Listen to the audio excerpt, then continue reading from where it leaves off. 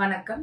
இன்னைக்கு நாம வேர்ல்டு இட்லி டே கொண்டாடுறோம். அதனால இட்லி பத்தி பார்க்கலாம். இட்லி அப்படின்னா நம்ம கண்ணு முன்னாடி நல்லா சுட சுட ஆவி பறக்க இட்லி இருக்குன்னு வச்சுக்கோங்க. அதுவும் தொட்டுக்க நல்லா சுட சுட சாம்பார், 3 விதமான சட்னி, இல்ல நான் வெஜிடேரியனா இருந்தா நான்வெஜ் குழம்பு, இந்த மாதிரி ஏதாவது இருக்குன்னா நல்லா ஒரு 4ல இருந்து 5 இட்லி நம்மளால சாப்பிட முடியும். சோ இப்படி இட்லி சாப்பிடுறதுனால இட்லினால ஏதாவது நம்மளுக்கு நல்லது இருக்கா, இல்ல இட்லி கெடுதலா, இட்லி சாப்பிடலாமா சாப்பிடக்கூடாதா, அதெல்லாம் நம்ம இப்ப பார்க்கலாம். இட்லியை பொறுத்த வரைக்கும் அதுல உங்களுக்கு மாவு சத்தும் இருக்கு, புரத சத்தும் இருக்கு. அதனால அது ரொம்ப நல்ல ஃபுட் தான். ரெண்டாவது, அது ரொம்ப ஈஸியா கிடைக்கிறது. நீங்க எந்த மூலை முடுக்கு போனாலும் இட்லி கிடைக்கிறது கொஞ்சம் ஈஸியா தான் இருக்கும். அதே மாதிரி உங்களுக்கு அது செய்யறதும் ரொம்ப ஈஸியா இருக்கும். மத்த டிஃபன் ஐட்டம்ஸ் மாதிரி மெனக்கெடுறது ரொம்ப கம்மி. டக்குனு ஊத்தி வச்சுட்டா வேலை முடிஞ்சிடும். சோ நம்ம செய்யறது அது ஈஸி. மூணாவது, அந்த மாவை நம்ம புளிக்க வச்சு பண்றதுனால அது நம்மளோட கட் ஹெல்த்துக்கு ரொம்ப ரொம்ப நல்லது. டைஜஷனை ரொம்ப ஈஸியா பண்ணுது. சோ இந்த மாதிரி குணநலங்கள்லாம் இருக்கிறதுனால இட்லி நம்மளுக்கு ரொம்ப சேஃபான ஈஸியான ஒரு ஃபுட். அதே மாதிரி இதை குழந்தைங்களுக்கும் கொடுக்கலாம். வயிறு பிரச்சனை பண்ணாது. வயசானவங்களுக்கும் கொடுக்கலாம், பேஷண்ட்ஸ்க்கும் கொடுக்கலாம். அது ஒரு யூனிவர்சல் ஃபுட். இதனால என்ன பாதிப்பு இருக்கு? நம்ம சுகர் பேஷண்ட்ஸ்க்கு வருவோம். சுகர் பேஷண்ட்ஸை பொறுத்த வரைக்கும் இட்லி சாப்பிடக்கூடாதுன்னு நம்ம சொல்ல மாட்டோம். கண்டிப்பா இட்லி எடுத்துக்கலாம். ஆனா அதுல சில சேஞ்சஸ் கொண்டு வாங்க. அப்ப இட்லி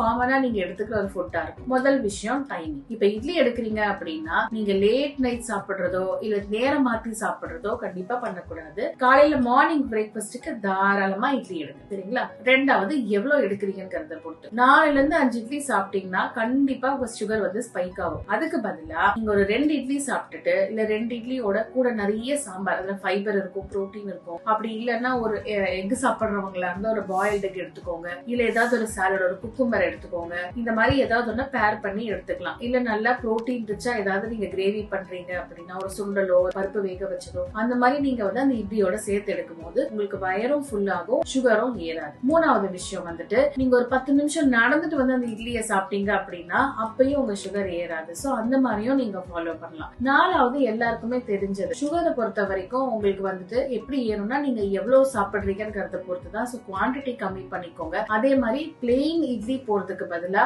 இந்த மாதிரி மில்லட்ஸ் இட்லி இல்ல வெஜிடபிள்ஸ்ல ஆட் பண்ண மாதிரி இட்லி, அந்த மாதிரி நீங்க போலாம். இட்லியில இல்லாத வெரைட்டி இல்ல மினி இட்லி, தட்டு இட்லி, நிறைய இட்லி இருக்கு. எதுவா இருந்தாலும் குவான்டிட்டியை ரெஸ்ட்ரிக்ட் பண்ணிக்கோங்க. டைமிங்க பாத்துக்கோங்க. அந்த டைப் ஆஃப் இட்லிய மாத்துங்க. அப்படி மாத்தும் போது அதனால உங்களுக்கு எந்த பிரச்சனையும் வராது. நார்மலா ஒரு இட்லி எடுக்கிறீங்க அப்படின்னா அதுல மாவு சத்தும் புரோட்டீனும் இருக்கிறது பார்த்தா 4:1. இதே நீங்க மில்லட்ஸ்ல போறீங்க அப்படின்னா அதோட கிளைசமிக் இண்டெக்ஸ் குறைஞ்சிருக்கும், 2:1 தான் இருக்கும். அதனால சுகர் ஏத்துற தன்மை அப்படிங்கறது பார்த்தா அது ரொம்பவே கம்மியா இருக்கும். அதே மாதிரி குழந்தைங்களுக்கும் நம்ம தாராளமா கொடுக்கலாம். வயிறு உபாதை பண்ணாது. பேஷண்ட்ஸ்க்கும் நம்ம தாராளமா கொடுக்கலாம். சோ சுகர் பேஷண்ட்ஸ் பொறுத்த வரைக்கும் காலையில இட்லி எடுக்கிறீங்க அப்படின்னா மறுபடியும் நைட்டு இட்லிக்கு போகாதீங்க.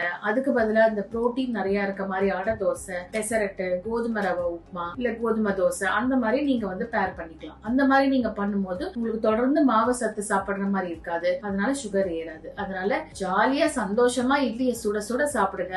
ஆனா நான் சொன்ன மாதிரி ஃபாலோ பண்ணி சாப்பிடுங்க. இட்லியும் நம்மளோட டெய்லி டயட்ல இருக்கக்கூடிய உணவு தான்.